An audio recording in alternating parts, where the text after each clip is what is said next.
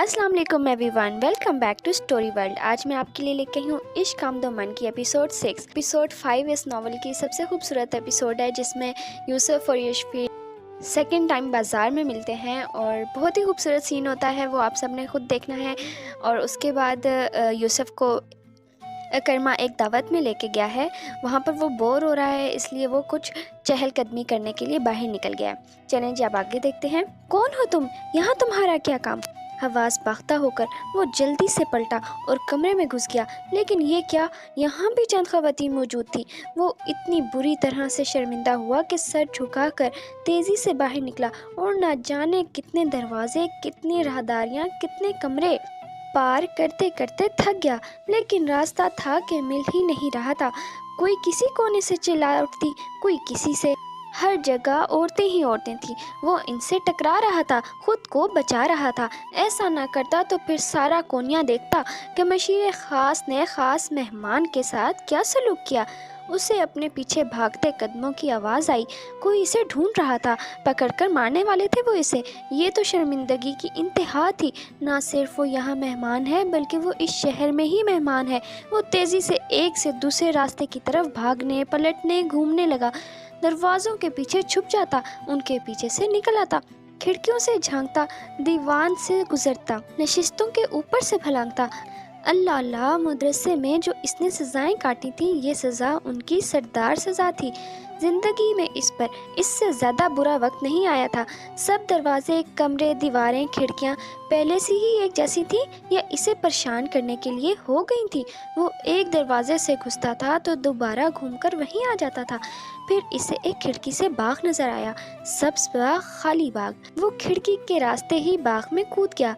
बाग में रोशनी कम थी, दूर से मोगनिया की आवाज़ आ रही थी, यानी वो ठीक सिमत जा रहा था तेज़ तेज़ कि एक सी इसके कानों से टकराई, फिर एक चीख, फिर दो चीखें।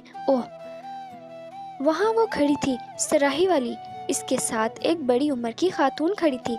उसने जल्दी से चेहरे पर कान से पल्लू खींचा। खातून ने अलबत्ता ये जहमत नहीं की थी।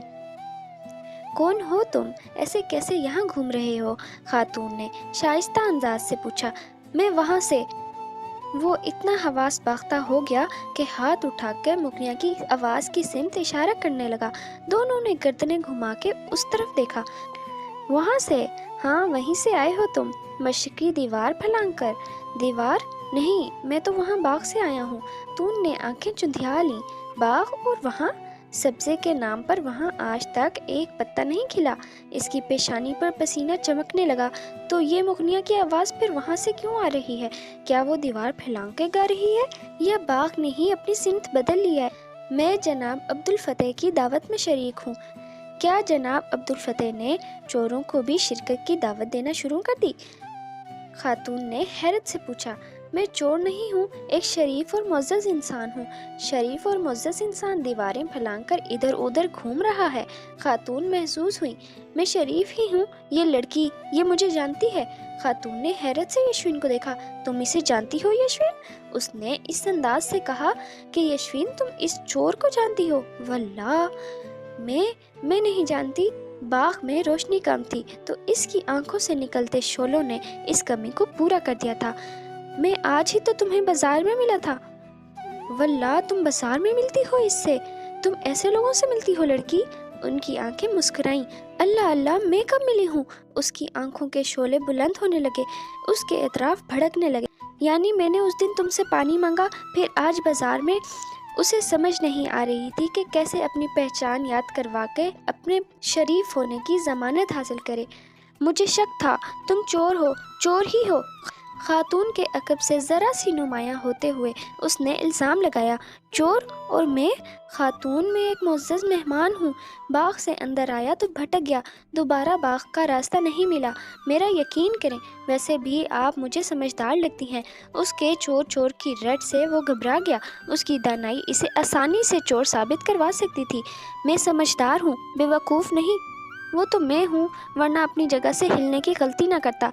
अब आप एक नेक काम करें और मुझे सीधा रास्ता दिखा दें जहन्नुम का।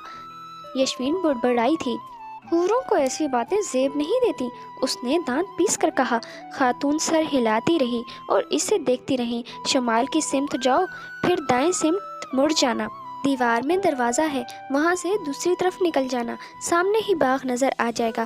اگر تمہاری شناخت کے لیے میں نے کسی کو بلوایا تو ہم دونوں کے لیے بہتر نہیں ہوگا۔ وہ شمال کی سمت مڑ گیا، کچھ دور چل کر رک گیا اور پیچھے دیکھا۔ یشفین، جو اسے شاکی نظروں سے دیکھ رہی تھی، نے جھٹ سے اپنا منہ واپس پھیر لیا۔ تم یہاں رہتی ہو؟ اس نے گھر کی طرف اشارہ کیا۔ نہیں، یہ یہاں نہیں رہتی، اس کے بجائے خاتون نے جواب دیا۔ پھر یہ کہاں رہتی ہیں؟ اس نے خاتون سے ہی پوچھ لیا۔ ایسے ہے تو ایسے ہی صحیح۔ خاتون نے ہاتھ اٹھا کر دروازے کی سمت اشارہ کیا کہ اب تم جانا پسند کرو گے یا لے جانا؟ اس نے جانا پسند کیا اور بڑبڑانا۔ آپ نے اسے کیوں جانے دیا؟ وہ چور تھا۔ وہ چور نہیں تھا پیاری، وہ سچ بول رہا تھا۔ تم اسے نہیں جانتی، لیکن شاید وہ تمہیں بہت زیادہ جانتا ہے۔ وہ تمہیں پہلی بار کہاں ملا تھا؟ باغ میں، میرے پھولوں کے پاس۔ مجھے ہمیشہ سے معلوم تھا تمہارے وہ چہیتے پھول تمہیں کوئی اجنبی خوشبو ضرور دیں گے۔ ایسے نہ کہیں۔ وہ شرما سی گئی۔ دیکھو تم شرما رہی ہو، تمہارے گال دہک رہے ہیں۔ اچھا یہ بتاؤ، لیلا کے لیے جو مہمان آئے ہیں وہ کیسے ہیں؟ انہیں گھر کی کوئی چیز پسند نہیں آتی۔ اور لیلا؟ آقا درابی سفر سے واپس نہیں آئے، ان کے آنے تک کچھ نہیں ہوگا۔ تم نے بھی نہیں دیکھا مہمان کو؟ نہیں۔ عزیزہ سے کہنا میں گھر آؤں گی۔ تمہارا شکریہ، تم نے میرا ہاتھ تھام کر میرے ساتھ چہل قدمی کی۔ میری طبیعت کا بوجھل پن کچھ کم ہے اب۔ تمہاری باتوں نے بھی دل کو سکون دیا ہے۔ تمہارے لیے ڈھیروں دعائیں۔ یہ اجنبی اگر دوبارہ ملے تو اسے بتا دینا کہ تم کہاں رہتی ہو۔ یہ نہ ہو وہ شہر کے ایک آدمی کو روک کر پوچھے کہ یشفین کہاں رہتی ہے۔ یشفین اس کے دل کے آس پاس رہتی تھی۔ مجیب درابی سفر سے واپس آ گئے تھے۔ ان سے ملاقات بھی ویسی ہی رہی تھی جیسے بابا سے رہتی تھی، سرد مہر، تجارتی سرد مہر۔ 1 سال پہلے درابی اور اس کے بابا تجارتی قافلے میں ہم سفر بنے تھے۔ بابا نے اس کے سونے کے دان گن لیے تھے اور یوسف کو کان کھودنے کے لیے بھیج دیا تھا۔ ایسا سیاہ فام حبشی جو تم جیسے جوان کو اٹھا کر پٹخ دے کی قیمت کم سے کم کتنی ہوگی؟ رات کے کھانے پر پہلی ملاقات پر پہلا سوال یہ پوچھا گیا تھا۔ نوالا اس کے منہ میں نمک بن گیا، اس کے چہرے کے عضلات سکڑ گئے۔ درابی نے ہر تاثر کو بھانپ لیا تھا۔ اپنے باپ کی طرح منڈی جا کر کبھی کوئی غلام نہیں خریدا، اسے تو اپنے غلام گنتی میں یاد ہیں، تمہیں قیمت بھی یاد نہیں۔ میں انسانوں کی خرید و فروخت کا قائل نہیں ہوں۔ درابی نے اپنے تاثرات چھپا لیے اور خاموشی سے کھانا کھانے لگے۔ پہلی ملاقات کی اس گفتگو کے بعد سے ان کے درمیان اس وقت تک کوئی بات نہیں ہوئی تھی جب تک درابی نے ایک بڑی دعوت کا انتظام نہیں کر لیا تھا جو پہلے اکرما کرتا رہا تھا۔ اب وہ مجیب درابی کر رہے تھے، اسے ایک ایک سے عہدے اور اختیارات کی فہرست سنا کر ملوایا جا رہا تھا۔ وہ جانتا تھا کہ مجیب درابی اور اس کے درمیان ہونے والی پہلی ملاقات ضرورت سے زیادہ تلخ ثابت ہوئی تھی، اور اس نے اس تلخی کو کم کرنے کی کوشش بھی نہیں کی تھی۔ وہ یہاں آ گیا تھا تو اس کا مطلب یہ نہیں تھا کہ درابی نے اسے کسی غلام کی طرح خرید لیا ہے۔ اس کی برگزیدہ ماں خاموشی جن کا شعار تھی، اس کی تینوں بہنیں صبر جن پر فرض تھا، نے اسے مجبور کیا تھا کہ وہ ایک بار بابا کے حکم پر عمل کر کے تو دیکھے۔ لڑکیاں اچھی ہی ہوتی ہیں، وہ لڑکی بھی اچھی ہی ہوگی۔ میں نے ہمیشہ وہ کیا ہے جو آپ نے کہا، جو بابا نے چاہا۔ آپ کے اکیلے رہ جانے کا خیال نہ ہوتا تو میں کہیں بھی بھاگ جاتا، کوئی بھی کام کر لیتا اپنی تجارتی قافلوں کے ساتھ۔ بابا مجھے زبردستی اور حکمیاں گھسیٹتے رہے اور میں آپ کی خاطر اپنے دل پر پتھر رکھ کے ان کے کاروبار میں شریک رہا۔ سرحدوں کے محافظوں اور انتظامیہ کے ساتھ بابا کس طرح معاملات کو حتمی شکل دیتے رہے، یہ باتیں میرا سکون برباد کر دینے کے لیے کافی رہیں۔ مجھے قلم تراش کر کے انہیں فروخت کرنا منظور ہے، لیکن بابا کے کاموں میں شریک ہونا نہیں۔ لیکن آپ یہی کہتی ہیں کہ مجھے بابا کو تکلیف نہیں دینی چاہیے، ان کی بات مان لینی چاہیے۔ ہاں یوسف، باپ کی بات نہ مانو، ماں کی مان کر چلے جاؤ۔ اپنی منوا کر آپ نے بہنوں کو بھی رخصت کر دیا۔ ایک کی مالدار بڈھے تاجر سے شادی کر دی، ایک کو شیخ کی چوتھی بیوی بنا دیا، تیسری کو 2 باغوں اور کچھ اعلیٰ نسل کے گھوڑوں کے عوض بیچ ہی دیا۔ مجھ سے بھی یہی کروانا چاہتی ہیں۔ تمہیں خوش امید رہنا چاہیے۔ وہ اپنی اولاد کو ایک ہی سبق دیتی تھیں، दराबी के करख्त चेहरे, तकब्बुर से सिकुड़ी हुई आंखों को देखकर उसे माँ की खुशउम्मीदी खुशफहमी लगी।